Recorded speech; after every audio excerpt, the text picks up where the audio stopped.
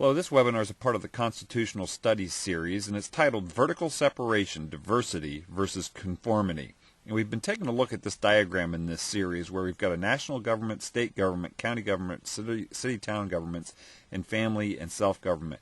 And considering the value of the distribution of power and of the power of civil government being owned and most strong at a local level.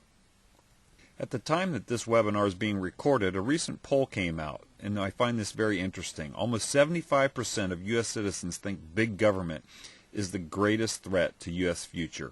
It's the highest measurement in 50 years. And so what U.S. citizens are saying is that the federal government has overflowed its boundaries and is usurping all the responsibilities and powers of state and local governments, which has resulted in a United States that is a one-size-fits-all bland conformity, with just squiggly lines separating the states, making them virtual administrative units of the federal government. And Americans are concerned that this anemic one-size-fits-all is the biggest threat to America's future. Some have even painted the picture in this way, that you have a federal government that has become like a sow, and the piglets have simply become the state administrative units of the federal government. Well, this was not the founders' design.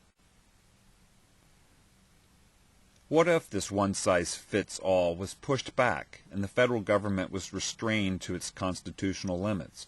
What would we have then? Well, we would have the states and the state governments taking on more responsibilities, and we'd have a better representation of uniqueness and diversity in the United States. We'd have the beautiful diversity of 50 republics.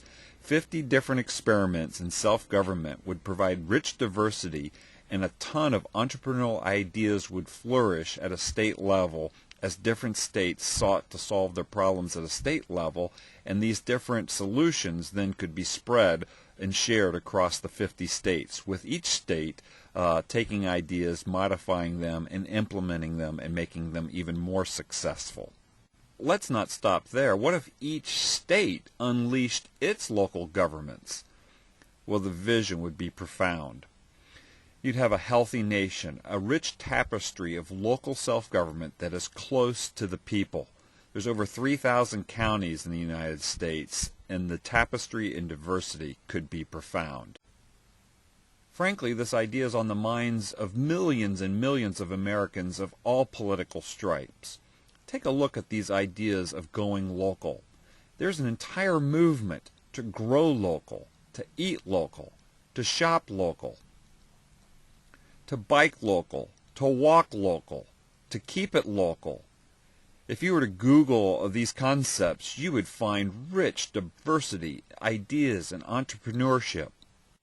So with so much interest in this Go Local movement, why would we settle for conformity of one bland national government versus pushing our government down to a state and local level, where we would increase and maximize our freedom, our liberty, our diversity, our entrepreneurship, and the health of our communities and nation? This is something for people of all political perspectives to contemplate. My name's Craig Seibert. Thank you for listening.